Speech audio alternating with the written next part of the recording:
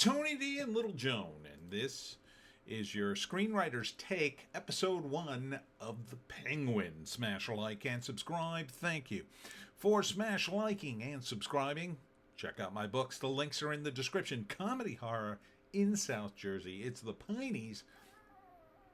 Books 1 through 16.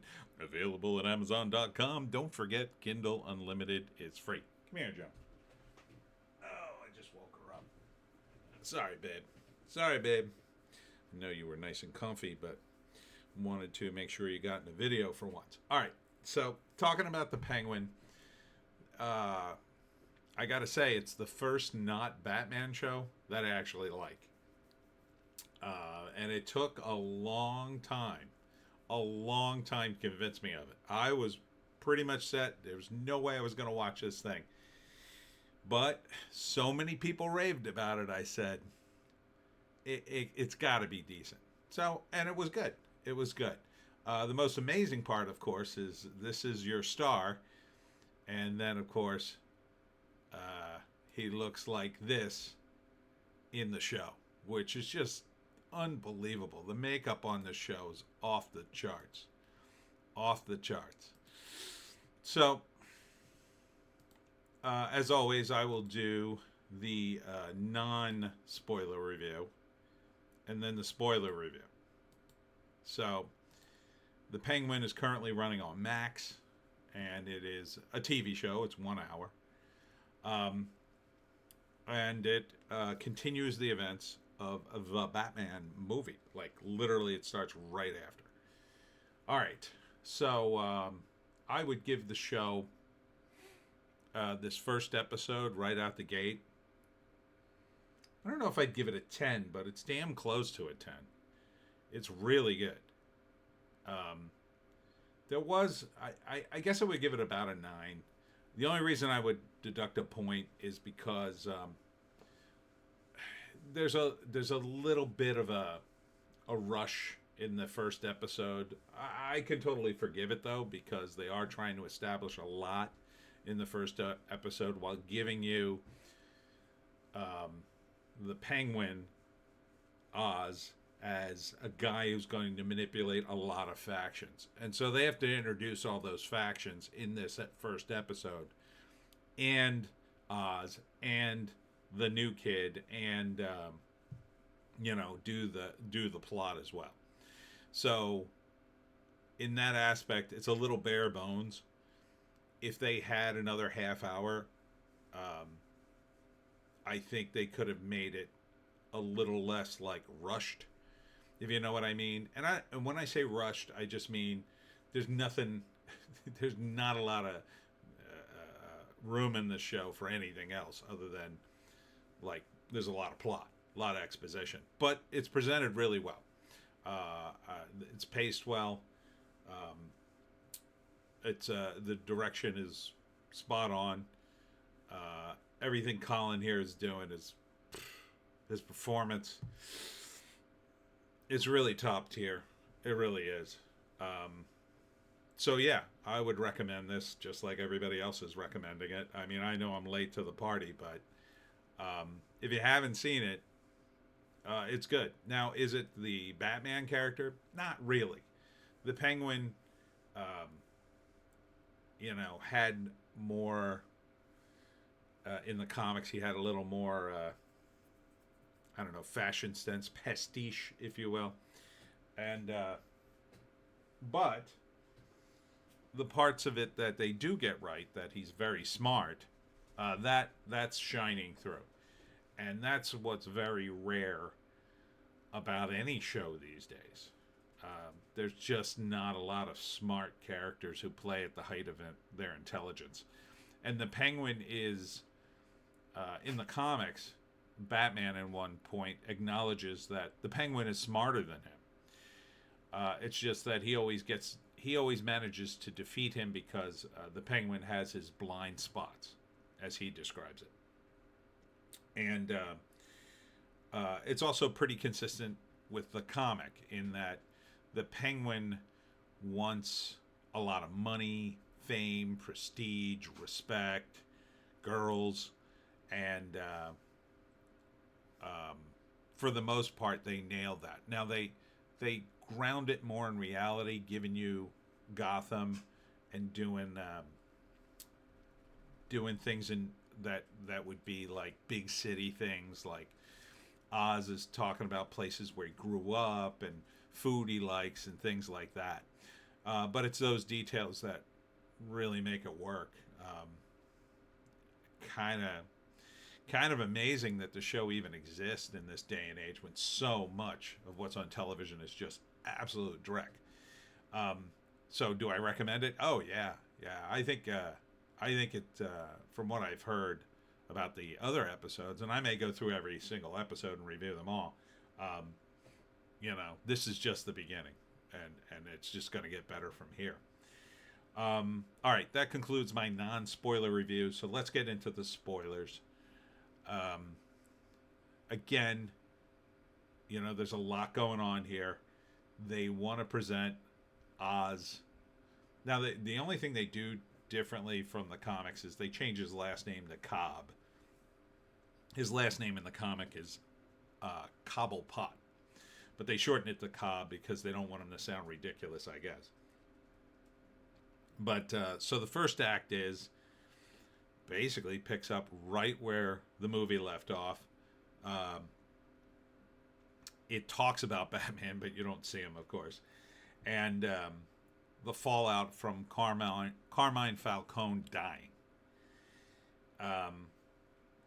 And the fallout is Oz goes to his club where Carmine has some blackmail information and some jewels, and he's basically robbing the place. When his son, the new Kingpin, shows up and confronts Oz alone. Now, from a organized crime standpoint, this would never happen. It would be foolish for a brand new crime boss to go anywhere alone, because during that transition of power is always when these figures are the most vulnerable.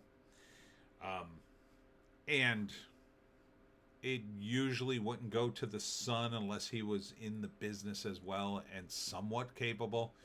I think Falcone's son comes off as a little bit, he's not really capable, but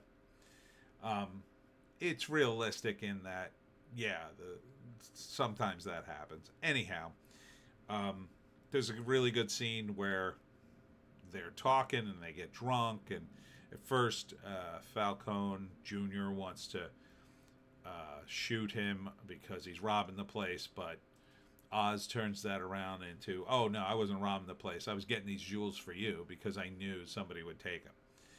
And then that turns into a drinking, and then Falcone makes the mistake of disrespecting Oz, and he just pulls out his gun and kills him. So, and that's basically your act one there, because the problem then is he's killed Falcone, and I assume this is going to be the problem throughout the rest of the first season at least. So he's got to get rid of the body, goes outside to throw it into his car, and a group of local kids are trying to steal his car. He blows his top, starts shooting at him. They all run away, but he catches one of them, and that's Vic. And then he basically forces Vic to do his bidding, drive him around, help him with the body, talks to Vic, takes his ID. They go get a hamburger at one point. It's this long, drawn-out process where you kind of know he's not going to shoot Vic, even though he should, by gangster standards, right?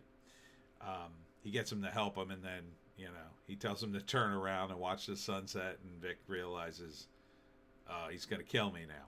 And so he begs Oz to give him a chance, and Oz, connecting with him because he's from the same neighborhood, he decides, okay, I'm going to give Vic a chance. Now, I think he gives Vic way too much latitude, and Vic doesn't really show any promise whatsoever as a gangster. I think he's the weakest link in this chain. But, I mean, they chose the character. I think what they needed to do was show uh, some amount of competence from Vic. Like Vic had some side hustle going on, and that Oswald is impressed with that. But they didn't. But I can overlook that. So anyhow, the next is a rush to introduce all the characters. Oz has to go see the boss, and the boss wants to shut down his drug operation. Or first he goes to the drug operation, and they're dealing with the fallout of what happened in the movie. Um, then he gets called in to the big boss, who says, we're going to shut down the operation and move it out of the city. Oz knows that means less money and less power and prestige. He doesn't like that. He tries to convince him otherwise, and then Sophia enters. And Sophia is playing it to the hilt. The actress playing Sophia is really playing like she's a psychotic mess. She is cuckoo bananas. Anyhow, they have that scene, and then Sophia insists Oz have dinner or lunch with her, where she questions him, and it's clear like she suspects Oz knows something about her brother's disappearance, and she is suspicious of him. So there's a sort of back and forth there where she has no real proof, but she's sort of playing that game, trying to get Oz to sort of crack. But Oz is such a practiced liar. You know, that's he's very wily. Then Oz is planning on making his escape. He goes to collect his mother, and he takes Vic with him, and he's got a bunch of money, and they're all going to leave Gotham. But his mother convinces him, no, don't leave, you know, fight for what you have. So he, at some point, he visits Sal, the previous mob boss who's in prison, who was, I guess, betrayed by Carmine. He's from the rival family, and he, you know, tries to make a play, like, let me join your family. This is all second act stuff. And then the topper is he stole the ring. Now the ring was on young Falcone. After he shot him, he stole it. Like Falcone explained what it was, and then you know Oz gives it to him in prison. Now the part of the problem with that too is the Falcones would know that Oz visited him in prison. So that they don't know is a little suspicious, but again, I can overlook that. They're trying to jam in a lot in this episode. And then he comes up with a plan. Vic is supposed to execute it. That he trusts Vic to do so. It's pretty big. Like, again, it's like they rushed the Vic character pretty good. Probably would have been better off that he knew Vic already. I think that would have been a way to improve the script. And you still could have had the scene where Vic is stealing his car, him and his guys, and then it could have been like, you betray me like this, Vic, kind of thing. And Vic could have been like, hey, listen, you know, everything's falling apart, nobody knows who's boss anymore, kind of thing, like, and then he forgives him, but maybe he's going to kill him, but then Vic makes that same play where at least they would have a history. The problem is they don't have a history together, and I think they should have. I think they should have had a character that would have known Oz more, because they're putting a lot on that. So he executes the plan, which is to, of course, send the car smashing into the mansion when the Penguin is being tortured, and it has the body of the young Falcone, and that sets off Sophia, and now she realizes, oh no, it's the guy from prison who did this. So, you know, and then the nice detail at the end, he takes him for a slushie, which they talk about earlier in the episode. So great detail, great dark little alleys and places and decaying city for Gotham. I mean, a lot of that goes great with the movie. Really captures the spirit of the movie. Love that they showed, a still of the Joker, or not the Joker, the Riddler. So it's all lining up. Again, though, why don't you just do a Batman show? Please, just do a Batman show. This, as a Batman show, be fantastic. You know who could have been Batman? Colin. Colin could have done Batman.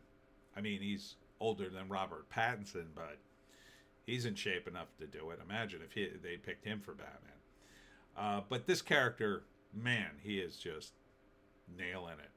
It's just really an amazing transformation. The limp, the makeup, the voice. It doesn't look like Colin Farrell at all. So kudos to him, man. I mean, this is just an amazing piece of acting, if not anything else. And this is what these companies want. The studios want these IPs to stand on their own. And after many tries from Warner Brothers, I think they finally have something here.